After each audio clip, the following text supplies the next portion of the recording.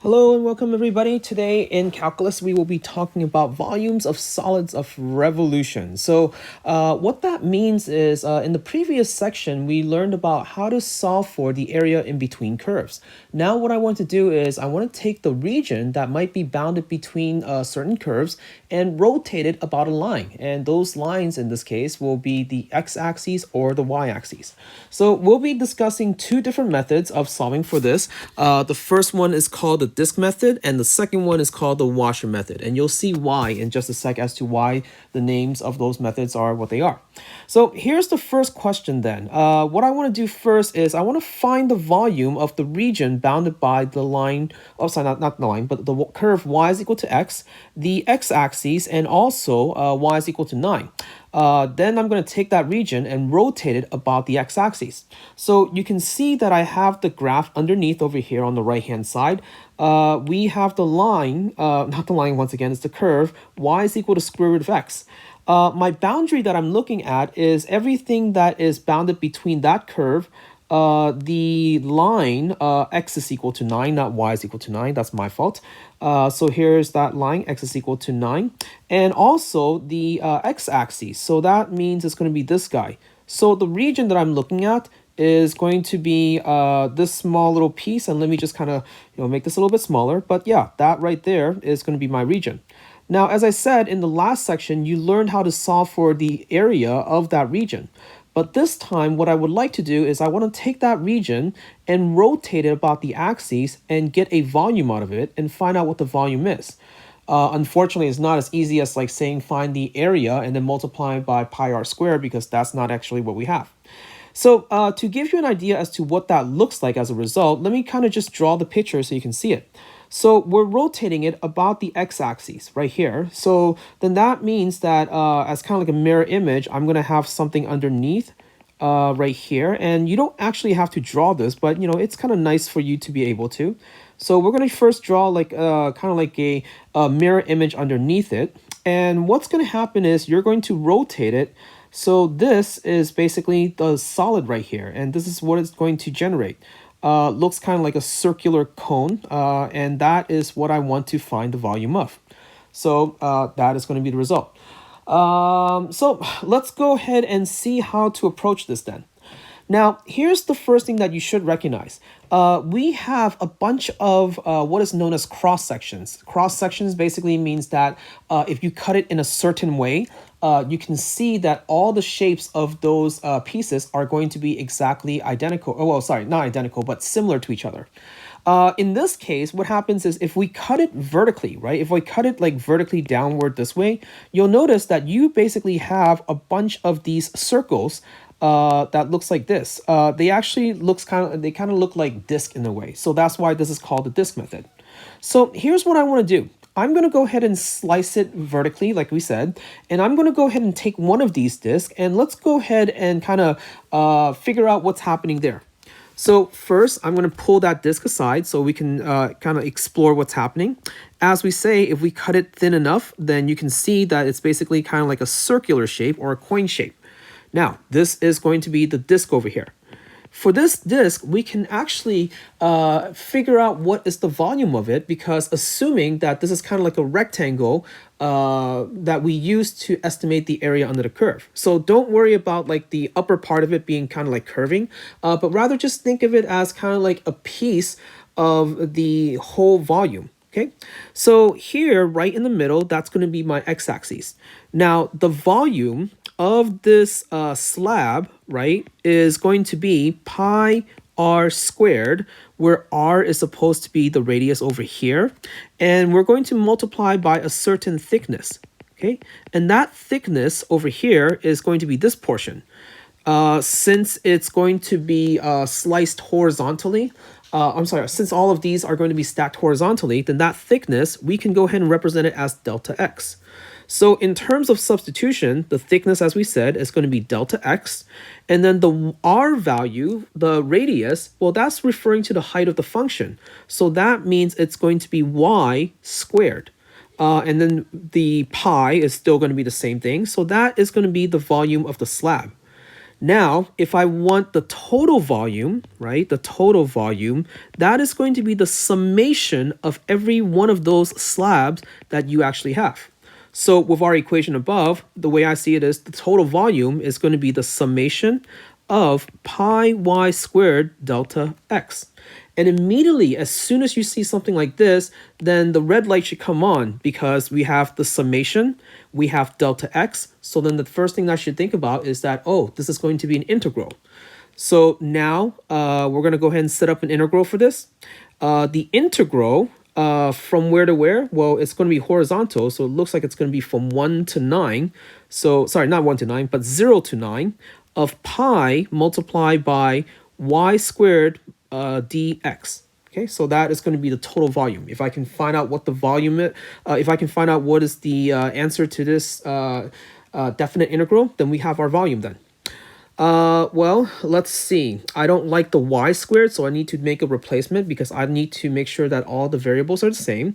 So I do believe that's where the curve y is equal to square root of x comes in. If y is equal to square root of x, then y squared will definitely be x then. So just kind of writing it down on the side over here.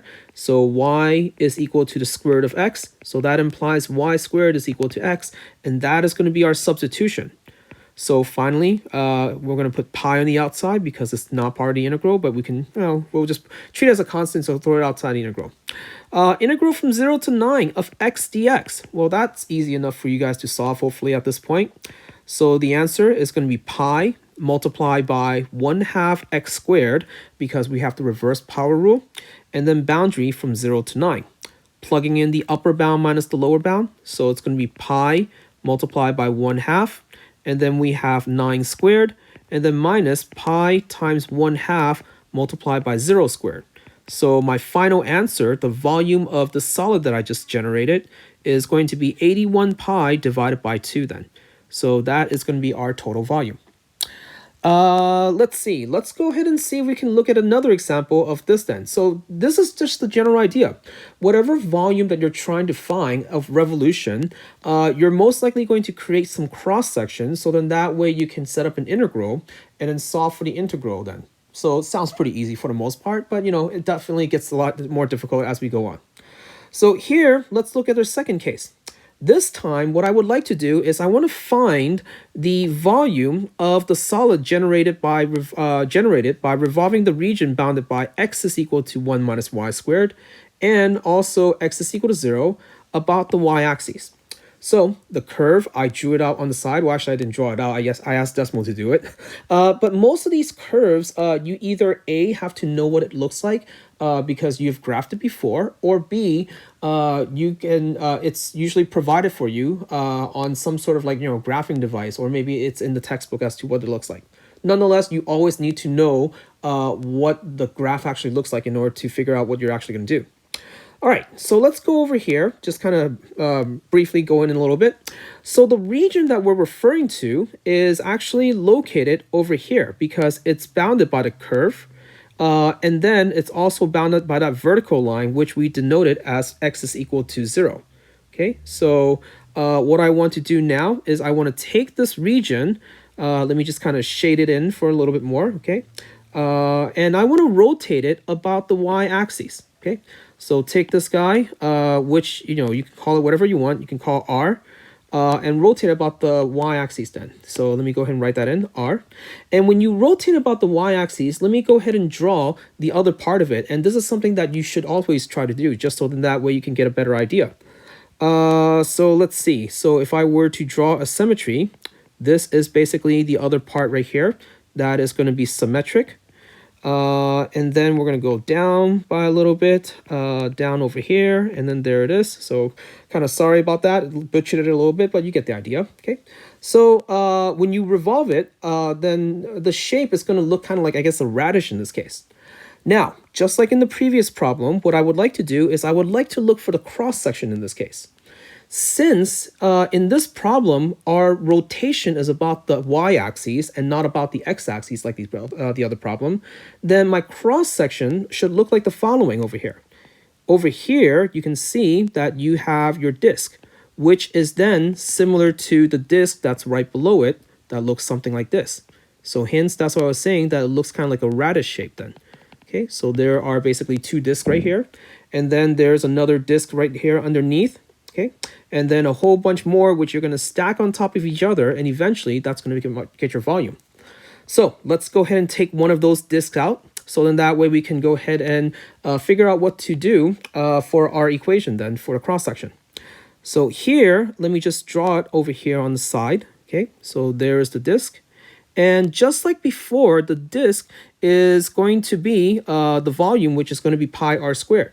So let me just write that over here then. The volume of the slab, right, of the disk is going to be equal to pi r squared, and then multiply by, once again, there is a thickness to it.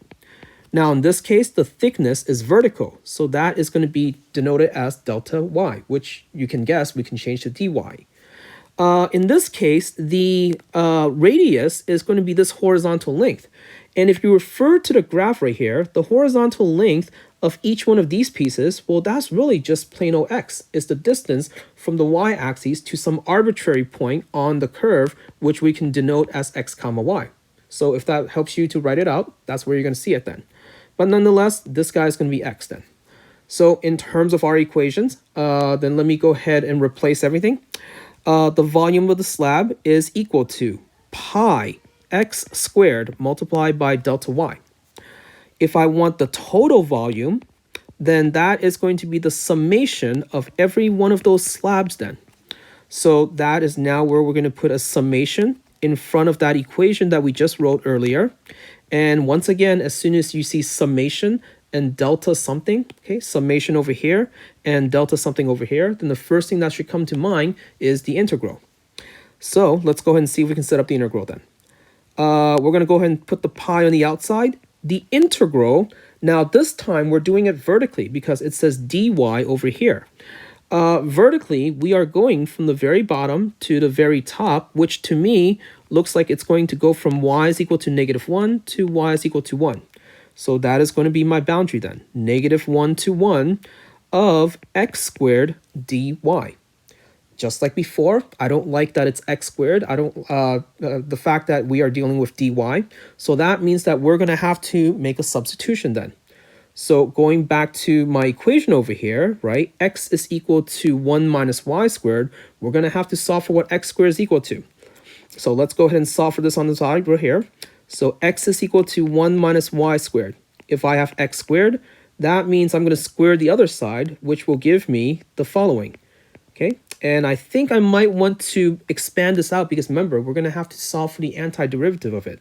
I don't want to deal with the chain rule on the inside, so, you know, just go ahead and make it a little bit easier for yourself. 1 minus 2y squared and then plus y to the 4th. So that is now going to be my substitution into here then. So it's equal to the integral from -1 to 1, and then it's going to be 1 minus 2y squared and then plus y to the 4th and then dy. Now, here's a small little trick that we learned in the last chapter or last section that might help a little bit. If you notice our graph, and this is not always going to happen, if you notice our graph, my volume is going to be symmetric from the bottom as it is the top. The bottom part of this radish below the x-axis is the same as the top of the radish. So what that means is I can make my life easier by taking this integral and changing the boundary, changing it so that it's 2 pi multiplied from 0 to 1 of the integral of the same equation, 1 minus 2y squared plus y to the 4th dy. Because once again, this is because it's just symmetric. Okay, so that will make my life a lot easier when it comes to the integration. Now let's go ahead and solve for the antiderivative then. So that's 2 pi multiplied by antiderivative with respect to y. So that's y minus 2/3 y cubed and then plus 1/5 y to the 5th power, boundary from 0 to 1. And fortunately, because my lower bound is 0, it looks like when I plug in everything, you're just going to get a bunch of 0. So all I have to care about is the upper bound. So that's 1 minus 2/3 plus 1/5. And then we have minus a whole bunch of zeros, which is good. And let's go ahead and finally clean up the answer. And I think we're going to be done then. So 2 pi multiplied by, let's get a common denominator of 15. So we have 15 over 15 minus 10 over 15 and then plus 3 over 15. So that looks like is going to be 8 over 15 multiplied by 2 pi. So the volume is then equal to 16 pi over 15 then. Okay. So when it comes to these volumes of revolution, your delta x or delta y, it really depends on what you're rotating about. If you're rotating about the x-axis, then it's going to be dx. But whereas if you're rotating about the y-axis, it's going to be dy then. So that's something that you can kind of refer to. Unfortunately, your cross-section has to be the same. So if you're using dx, you can't switch it to dy all of a sudden and vice versa. All right, now let's look at this last problem over here. This time is a little bit trickier because what we're going to do is we're going to take a region that's bounded by two curves and not the axes, and we're going to rotate it about the y-axis. So here you can see where that region is because for this problem, I want the region that is bounded by y is equal to square root of x and y is equal to x, and I'm going to rotate it about the y-axis. So let's go ahead and draw a visual of this so then that way we can see what the setup looks like. Once again, I'm going to go ahead and draw the mirror image on the other side. So using a perforated line, or if you want, you can use a whole line, doesn't really matter. That's going to be the bottom part. Then we also have kind of like this upper part over here. So this right here is going to be the curve y is equal to x. Y is equal to square root of x. And my rotation, if I take one and then rotate about the y-axis, then your shape is going to look like the following. So you can kind of see that you have kind of like a, I guess kind of like a horn in a way, right? Because you have something that is kind of like open inside, kind of like a shallow part of it. And then over here, draw another cross section. But yeah, it's going to look like that then. And without having to draw too much, hopefully, you know, after drawing like say 2 or 3 cross sections, you get the idea as to what it looks like. And more importantly, we now also, like you said, have the cross section. So then that way we can figure out how to make this setup work out then. All right, so let me go ahead and draw the cross section over here on the left-hand side. And this is what it looks like then. So rather than having a disc, we actually have what is known as a washer, because it's kind of like saying that you have a disc, but then you also have a circle inside that is going to be missing. Okay, so this as a result is going to be a washer. Well, the washer is really just the same thing as a disc. It's just you take the bigger circle minus the smaller circle. So over here, let me just kind of like draw the middle line so you can see how everything actually works out. Now, according to my equation of the washer, let's go ahead and see if we can figure out what the volume of this is going to be. The volume of this washer, okay, is supposed to be, like I said, the bigger circle. So that's pi capital R squared minus pi lowercase r squared, where capital R is supposed to be referring to this part right here, whereas lowercase r is then referring to the inner radius, which is over here. Okay. Now, in terms of where we're getting those from, well, those are basically where the line and the curve y is equal to x and also y is equal to square root of x actually comes in. So if we were to replace it in terms of variables, this is what it looks like then. Oh, by the way, there is a height, which is going to be my thickness. So I'm going to need to multiply by that, and it looks vertical, so that means it's going to be delta y. Okay, so that is going to be the volume of the washer. Now, if we were to replace it in terms of x and y for the radii, this is what it looks like then. It's pi multiplied by x squared minus pi multiplied by x squared multiplied by delta y. Because horizontal length right here, you can kind of see that anything that is horizontal, that should be x then. Whereas this right here, that's also going to be x. But this is the part where it differs because once again, even though they're both x, they're referring to different equations. For the outer radius, if you remember, that is referring to the equation y is equal to x. For the inner radius, that is referring to the equation y is equal to square root of x. So when it comes to making a substitution so that everything is in terms of y, this is where it's going to make a difference. So I don't want you to actually take this inner part and say, oh, pi x squared minus pi x squared, that's going to equal to 0, so we're not going to integrate anything. That is not right, unfortunately. All right, so now let's go ahead and keep going. If I want the total volume, then that is going to be the summation of every single one of those washers then. Okay, so then that means it's going to be the summation of the previous equation, pi multiplied by x squared, we'll call it x of 1 if it helps you a little bit, minus x of 2 squared delta y. Okay, and once again, keep in mind that this x of 1 over here is referring to the equation y is equal to x, and then this x of 2 is referring to the equation y is equal to square root of x. As soon as you see the summation, and then you see the and the delta y, then that means that that's where you're going to make a replacement for the integral. So it's going to be the integral of dy, and I'm going to go ahead and factor out the pi on the outside. My boundary for y is going to go from the bottom over here all the way to the top over here. So that looks like it's going to be y is equal to 0 to y is equal to 1. So that is going to be my boundary for y. And then for the top equation, now let's go ahead and make a replacement. If y is equal to x, then that means that x squared is equal to y squared. So that is going to be my first equation. Minus for the second equation, if y is equal to square root of x, then that means that y squared is equal to x squared, and then that means that y squared is equal to x, and then that means that y to the fourth would then be equal to that x squared then. So this will be y to the second minus y to the fourth. Once you have that part, you can hopefully integrate this by using the finite integration. So let's see. That is going to be equal to pi. And then let's see. The first part, that is going to be 1/3 y to the third minus 1/5 y to the fifth boundary from 0 to 1. Fortunately, again, my lower bound is 0. So that means that when I plug that in, you're going to get a bunch of 0. But for the upper bound, it looks like it's going to be 1/3 minus 1/5, and then minus, for the other part, 0 minus 0. So my final answer looks like it's going to be pi multiplied by common denominator. Looks like it's going to be 5/15 minus 3/15. So it looks like it's going to be 2 pi divided by 15. Okay.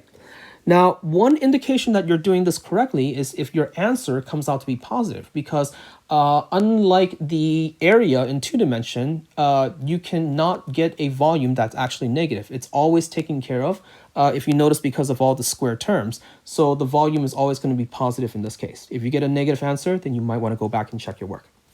All right. Thank you so much for watching. I will see you guys next time. Have a good one. Goodbye.